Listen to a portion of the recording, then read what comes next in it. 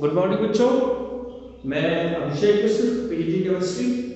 आज 10th class के लिए थर्ड चैप्टर कंप्लीट करने के लिए जिसमें आज का टॉपिक है हमारा chemical properties of non metals, ionic compound का फॉर्मेशन, उनकी प्रॉपर्टीज और रिएक्टिविटी ऑफ नॉन मेटल्स।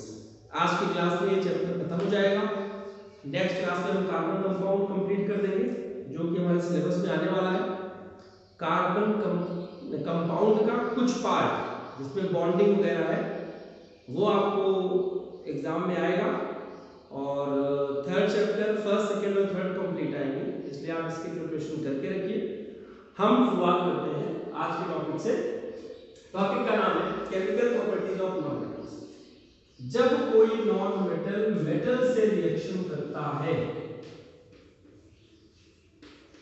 जब कोई नॉन मेटल मेटल से रिएक्शन करता है तो आयनिक कंपाउंड बनता है, और आयनिक कंपाउंड के बीच में जो बॉन्ड पाया जाता है हम उसे आयनिक बॉन्ड कहते हैं। इसका फॉर्मेशन हम पढ़ेंगे, आयनिक कंपाउंड कैसे बनेगा।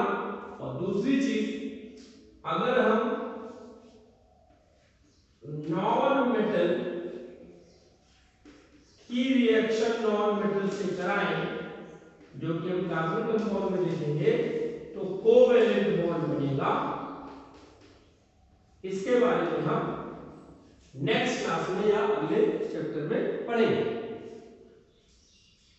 ये 11th में पढ़ाया जाता है, 12th में metal plus metal is equal to metallic bond, metallic bond,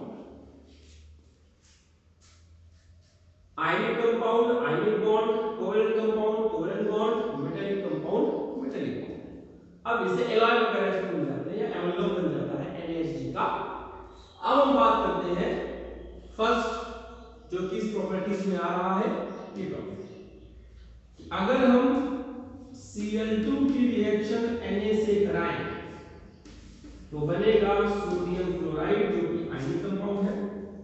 इसी Cl2 की रिएक्शन अगर हम Mg से कराएं, MgCl2 बनेगा, ये भी आयनिक कंपाउंड है। इसी Cl2 की रिएक्शन Ca से कराएं तो CaCl2 बनेगा, ये भी आयनिक कंपाउंड है। इसी Cl2 की रिएक्शन K से कराएं तो 2KCl बनेगा, ये भी आयनिक।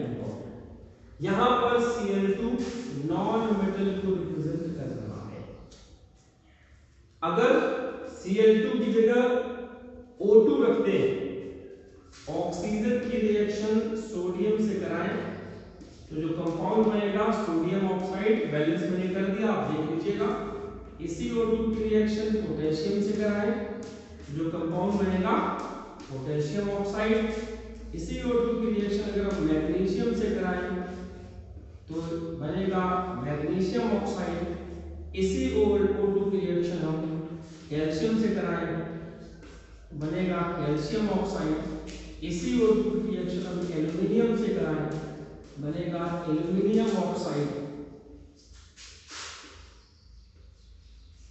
तो इस तरह से हम नॉन मेटल प्रॉपर्टीज को समझ सकते हैं, और जितने भी कंपाउंड आयनिक बने हैं इन सब का फॉर्मेशन हमें अभी पढ़ना है। कैसे फॉर्मेशन होता है 2-4 हम बताएंगे, 2-4 आप होमवर्क में करेंगे।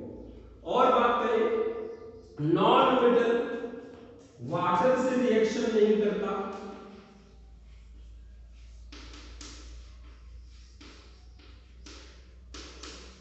नॉन मेटल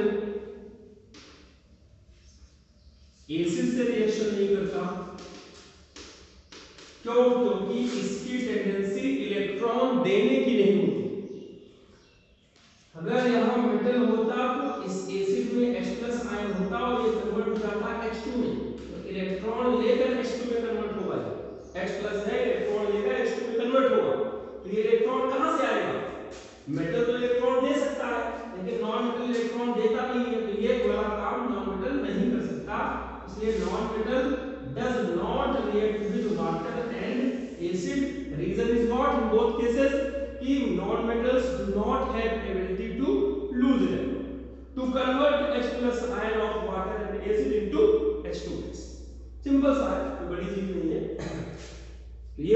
प्रॉपर्टीज थी। नॉन मेटल की नॉन मेटल से रिएक्शन करा देंगे, लो भाई C+O2 CO2 कोवैलेंट कंपाउंड मैंने कहा बनेगा। हम इसके बारे में अगले क्लास में ज्यादा बात कर लेंगे, अभी इसमें कुछ बोलने की यहाँ जरूरत नहीं है। अगला टॉपिक हमारा है कि ये सारे आयनिक कंपाउंड बने कैसे। तो आयनिक कंपाउंड की डेफिनेशन क्या है? Those compound which are formed by complete transfer of electron.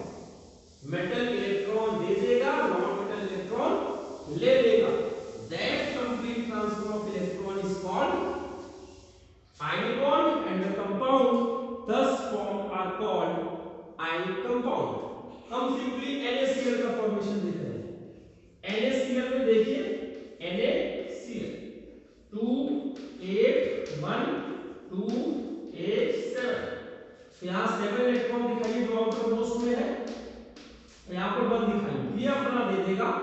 अगले स्टेप में क्या आ जाएगा, देने के बाद ये प्लस हो गया, 2 8 हो गया, स्टेबल स्पीशीज बन गई, और ये लेने के बाद स्टेबल हो गया, स्टेबल हो गया, यहाँ पर 2 8 8 हो गया। अब दोनों के केस में स्टेबिलिटी है, प्लस माइनस का फोर्स ऑफ अट्रैक्शन जिसे बोलते हैं इलेक्ट्रोस्टैटिक अट्रैक्शन। प्लीज माइंड कीजिएगा, इलेक्ट्रोस्टैटिक फोर्स भी बोलते हैं, इलेक्ट्रोस्टैटिक बॉन्ड भी बोलते हैं हम आयनिक बॉन्ड को। यहाँ पे क्या हो जाएगा, Na+, ये माइनस पास पास आ जाएगा, या फिर इसे NaCl लिख सकते हैं। बहुत ही सिंपल है, मुश्किल बिल्कुल नहीं है।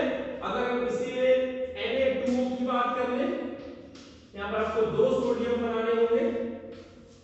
क्यों? क्योंकि एक सोडियम तो 1 इलेक्ट्रॉन लूज करेगा, तो 2 सोडियम 2 इलेक्ट्रॉन लूज करेंगे, और हमें ऑक्सीजन को कितने इलेक्ट्रॉन चाहिए, 2। सब कुछ प्री प्लान्ड है, देख लीजिए। एटम्स में भी ये बिहेवियर होता है कि ऑक्सीजन को 2 इलेक्ट्रॉन चाहिए, तो सोडियम से जब भी वो रिएक्शन करेगा तो 2 सोडियम से करेगा। This is the reason. अब यहाँ पे 2Na+ बनता है, एक साथ लिखेंगे, आपको 2 माइनस आ जाएगा, 1 2 3 4 5 6 7 8, और यहाँ पे जाएगा 2 8, यहाँ पे जाएगा 2 8, फिर से वही इलेक्ट्रोस्टैटिक फोर्स ऑफ अट्रैक्शन हो जाएगा। Na 2Na+ कर सकते हैं, O पे माइनस कर सकते हैं, फिर या एक साथ ले सकते हैं 2Na2O। तो this is the representation of formation of ionic compound, और इसको हम लुईस सिंबल बोलते हैं। लुईस सिंबल इस चीज को, कि अगर हम सोडियम लिखेंगे तो 1 इलेक्ट्रॉन दिखाएंगे। क्यों? क्योंकि इसके आउटर मोस्ट में 1 इलेक्ट्रॉन होता है। लुईस एक साइंटिस्ट का नाम था, और सिंबल की बात की थी। ऑक्सीजन में अगर हम 2 और 6 लिख रहे हैं तो 6 इलेक्ट्रॉन दिखाएंगे, आउटर मोस्ट में जितने इलेक्ट्रॉन होते हैं वो दिखाए जाते हैं। या बैलेंस इलेक्ट्रॉन बोल सकते हैं कि सोडियम में कितने बैलेंस इलेक्ट्रॉन है, एक, ऑक्सीजन में कितने हैं, 6। ये आपको समझना है, ये है तरीका आयनिक कंपाउंड के फॉर्मेशन का। अगर यहां पर सिंपल सा अगर हम बात करें MgO या CaO की बात करें, देखिए MgO, O को कितने इलेक्ट्रॉन, 6, यहाँ पे 2 और 6 हो जाएगा, और यहाँ पे 2 8 2 हो जाएगा, यहाँ पे 2 इलेक्ट्रॉन, फिर दोनों इसको देखिए, तो यहाँ पे सिंपली क्या हो जाएगा,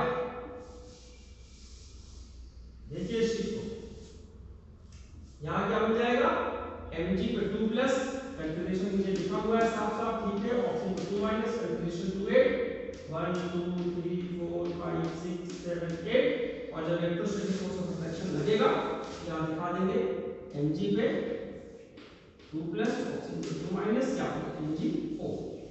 अब ये क्या क्या होमवर्क है, आपके व्हाट्सएप में आपको मिल जाएगा। इस टॉपिक के बाद हम बात करते हैं कि आयनिक कंपाउंड की प्रॉपर्टीज क्या क्या होती है। पहली प्रॉपर्टीज तो ये है कि आयनिक कंपाउंड सारे सॉलिड होते हैं, नॉर्मली हार्ड होते हैं। क्यों? क्योंकि उनके बीच में स्ट्रॉन्ग फोर्स ऑफ अट्रैक्शन लगता है जो एक दूसरे को क्लोजली पैक करता है, और because of this strong force of attraction considerable amount of energy is required to break the bond. That is why ionic compound has high boiling point and melting point. Number 3, ionic compounds are soluble in water. Because ionic compound plus minus होता है, water में भी plus minus होता है। water dipole moment उसका अच्छा होता है,